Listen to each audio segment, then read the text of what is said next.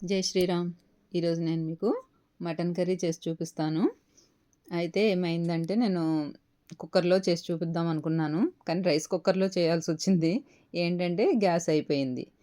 పెట్టేవాళ్ళు టయానికి ఎవరు లేరు. ఇంకా రైస్ కుక్కర్‌లో చేశాననమాట. అది కొంచెం రిపేర్‌లో ఉంది. ఏంటి ఇలా ఉంది అని అనొద్దు. చూడండి కర్రీ. ఇంకా ప్రాసెస్‌లోకి వెళ్దామా? ఒక పావు కేజీ మటన్ అయితే తీసుకున్నాను. దానికోసం మసాలా అయితే ముందు రెడీ చేద్దాం. ఒక చిన్న మూకుడు పెట్టుకొని దాంట్లో టేబుల్ స్పూన్ ధనియాలు, టీ స్పూన్ జీలకర్ర, టీ స్పూన్ ఏమో గసగసాలు, యాలక్కాయలు, లవంగాలు, దాల్చిన చెక్క, మిరియాలు, అనాస పువ్వు, ఎండు కొబ్బరి ఇవన్నీ వేసుకొని అంటే బాగా ఫ్రై చేయనవసరం లేదు. కొంచెం వేడి తగిలితే చాలనమాట. వీటిలోనే నేను ఒక 4, 5 జీడిపప్పులు వేసుకున్నాను. అవి మిక్సీ పట్టి పక్కన పెట్టేసుకుంటాను. అంటే గ్రేవీ లాగానే. పొడి మసాలా కాదు. ఇప్పుడు కుక్కర్ తీసుకున్నాను. ఈ కుక్కర్‌లో దాల్చిన చెక్క, యాలకులు, లవంగాలు, జీలకర్ర, ఒక బిర్యానీ ఆకు వేసుకొని ఫ్రై చేసుకోవాలి. ఇప్పుడు నేను 3 టేబుల్ స్పూన్ ఆయిల్ అయితే వేసుకున్నాననమాట. ఇప్పుడు ఒక 2 ఉల్లిపాయలు వేసుకున్నాను పావు కేజీ మటన్‌కి. ఇవి వేగుతుండగానే పచ్చిమిర్చి, కొత్తిమీర, పుదీనా కూడా అందులోనే వేసేసుకున్నాను. కరివేపాకు. ఈ 3 వేసుకొని బాగా ఫ్రై చేసుకోవాలి. కాకపోతే ఇంకేముంది గ్యాస్ అయిపోయింది. ఇంకేం చేస్తాను పెట్టేవాళ్ళు లేరు సిలిండర్.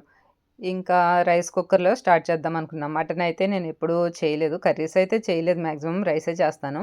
అందులోని ఈ రైస్ కుక్కర్ పెద్దగా పని చేయట్లేదు. అవుతుందో లేదో అనుకున్నాను కానీ బానే అయింది. ఇప్పుడు ఆనియన్స్ అవి ఇందులో వేసుకొని కొంచెం అల్లం వెల్లుల్లి పేస్టు, పసుపు అయితే వేసుకొని బాగా ఫ్రై చేసుకున్నాననమాట. ఈ ఫ్రై చేసుకున్న తర్వాత పావు కేజీ మటన్ని శుభ్రంగా 3, 4 సార్లు కడుక్కొని వాటినైతే ఇప్పుడు ఈ ఆనియన్ పేస్ట్‌లో వేసేసుకున్నాను. ఇవి మంచిగా మగ్గే వరకు కాస్త మూత పెట్టుకొని అందులో నీరొస్తది. ఆ నీరొచ్చి ఇంకిపోయే వరకైతే దగ్గరగా ఆయిల్ తేలే వరకు ఫ్రై చేసుకోవాలి. అలా చేసుకుంటేనే ఏ కర్రీ అయినా బావుంటది. టేస్ట్‌గా ఉంటది. వండడం అంతా ఒకలాగే ఉంటదేమో కానీ కొన్ని కొన్ని చిన్న చిన్న మార్పుల వల్ల కొంచెం డిఫరెంట్‌గా అనిపించొచ్చు. నేనైతే మసాలా పేస్ట్ చేసి పక్కన పెట్టేసుకున్నాను.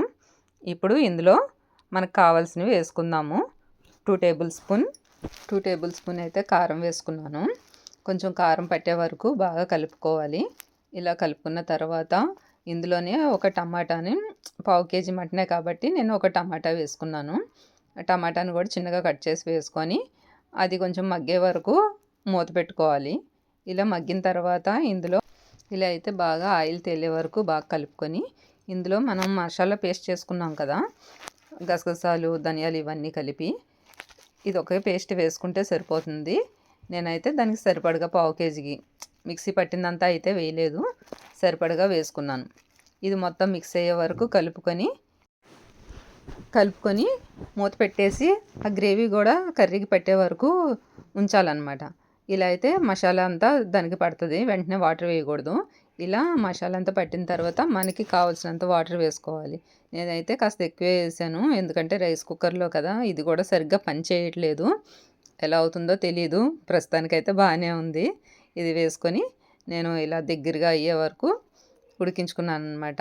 మధ్య మధ్యలో చూసుకుంటున్నాను పీసెస్ అయితే ఉడికాయా లేదా అని. ఓ పక్కన మాడుతుంది, ఓ పక్కన కర్రీ ఉడుకుతుంది. కానీ మొత్తానికి కర్రీ అయితే బాగా ఉడికింది. టేస్ట్ అంతా బాగుంది. సాల్ట్ అది మనకి సరిపోయిందో లేదో ఒకసారి చూసుకొని సరిపోకపోతే కొంచెం కలుపుకోండి. కర్రీ అయితే బాగా వచ్చింది. ఎప్పుడైనా మీకు ఇలా యూజ్ అవుతుందని రైస్ కుక్కర్లో చూపించాను. బ్యాచిలర్స్కి అయితే ఇంకా బాగా ఉపయోగపడుతుందన్నమాట. ట్రై చేయండి ఒకసారి. మీకు నచ్చితే కనుక లైక్ చేయండి, షేర్ చేయండి. మన లలిత ఛానల్ని సబ్స్క్రైబ్ చేసుకోండి.